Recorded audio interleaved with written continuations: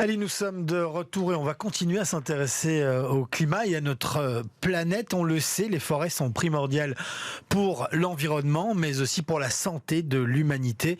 Mais pour que ces espaces verts puissent prendre soin de nous, il faut aussi savoir prendre soin de nos forêts.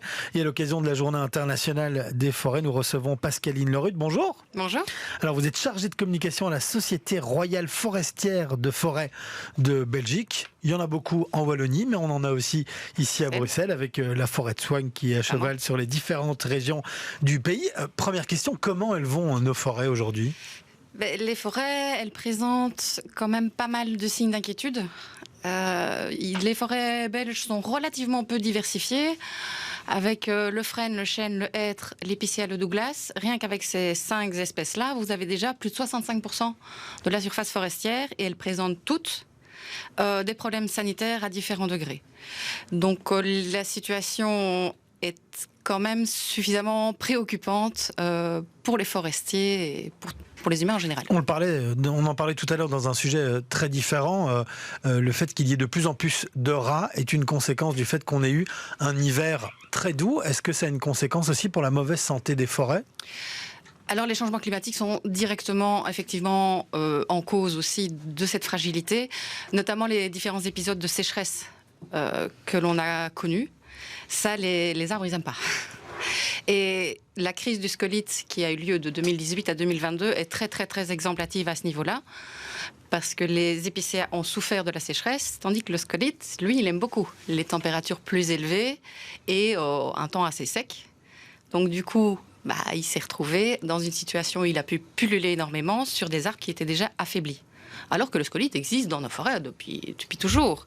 Mais ce déséquilibre vraiment dû au changement climatique a rendu les arbres extrêmement sensibles.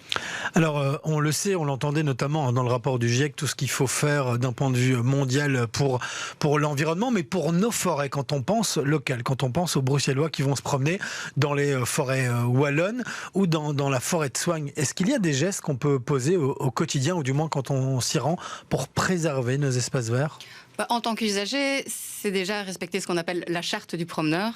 On reste sur les chemins, on ne fait pas des visites sauvages et des raccourcis, on garde son chien en laisse, on n'abandonne pas ses déchets, on respecte la quiétude des lieux, et on respecte bien sûr les autres usagers. Et ça, ce sont les conseils de base. On ne cueille pas tout, n'importe quoi non plus. Maintenant, pour la durabilité de nos forêts, il y a le rôle du forestier qui est fondamental.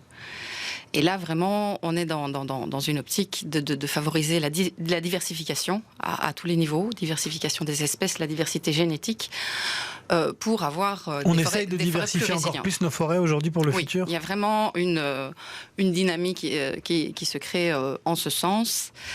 Et au niveau de la SRFB, on a également un programme de recherche qui s'appelle Trees for Future, où on cherche à identifier des essences et provenances d'avenir pour diversifier nos forêts. Il y a aussi le programme One Health, qui veut dire une seule santé pour les hommes, pour les animaux et pour la biodiversité. Vous insistez beaucoup là-dessus. Malheureusement, on est un petit peu court au niveau du timing. Je voulais tout de même vous entendre aussi. On a vu ce que nous, on pouvait faire pour prendre soin de la forêt, mais la forêt peut prendre soin de nous. Alors, il y a ce que l'on sait de ce que ça peut apporter pour l'oxygène et pour l'air qu'on respire, mais aussi de la climathérapie, par exemple, ou des études qui montrent que les promenades en forêt ont un impact sur la santé des travailleurs. Tout ça, c'est important, vous insistez beaucoup là-dessus.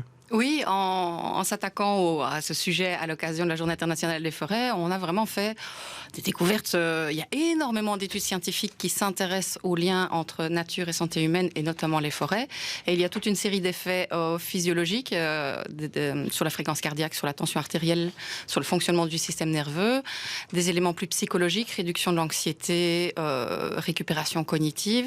Il y a vraiment là matière à se dire qu'il y a des pistes d'utilisation thérapeutique vraiment réelles et intéressantes au niveau des forêts.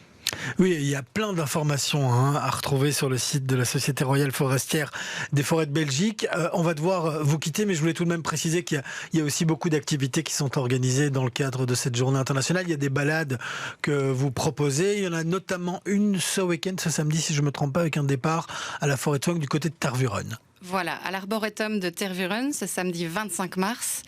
Et pour voir cette balade, tous les détails Et les autres balades, srfb.be, rubrique formation et activités. Merci beaucoup Pascaline Lerud d'être venue nous voir en studio pour nous parler de nos espaces verts et de nos